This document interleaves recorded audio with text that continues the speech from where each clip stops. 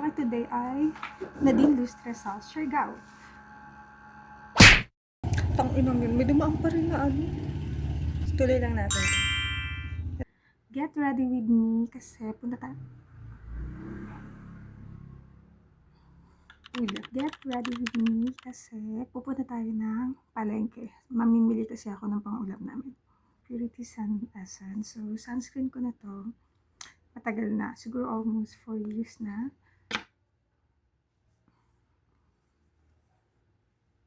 Ganun ako mag-sunscreen. Sa leeg.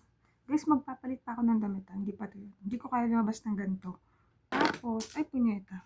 Konting ano, nalaglag ito. The same. Dahil nalaglag. Concealer na nagustuhan ko talaga. As in, kahit konting dot lang. Full coverage na, then matagal mawala. Hindi naman siya nagkikrease sa under eye ko. So, ako kasi yung type ng tao na pag yung product nag-work sa akin, hindi ko napapalitan. So, ito yung dati ko. Ang daming nangyayari talaga. Ito na ba ang EDSA? Daming dumadaan. Face ko, ito naman, for my face. Ito na ba ang circle? QC?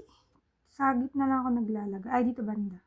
Kasi, hindi ko naman need ng maraming coverage. Lalabas na naman. So, okay na yan. Brow Gel Mascara.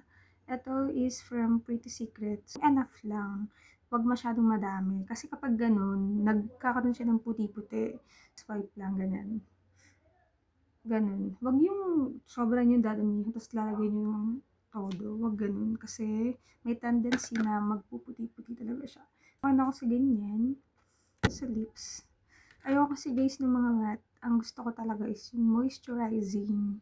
Yung parang, alam mo, nakababad sa tubig yung bunganga. Ayoko nag-feel na dry yung lips ko. Sobrang uncomfortable ako the whole day. So, and then, hahaluan ko pa rin siya. Hahaluan ko siya nito. Lasting ng Detail Cosmetics. And shade nito is Cold Brew. Mamaya, imimix ko sila. Parang ombre effect. Ganun. Ito kasi guys, mas darker siya. Ayun. Ito naman, yung gamit ko for blush, Vice Cosmetic. Walang siya. I-blend na natin siya. So, dito ako naglalagay sa unahan. Create ako ng hair-like stroke. Sa dulo pa dulo, konti lang. Inabot ng video ko yung paggawa ko ng kilay. Para ito na siya.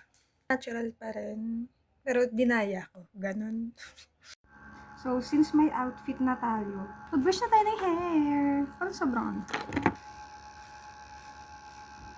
Sino siya? Bagong ribbon. Gen Hair Extension. Na once upon a time. Tara na. Ano, tara? Mag-shoes na. Okay.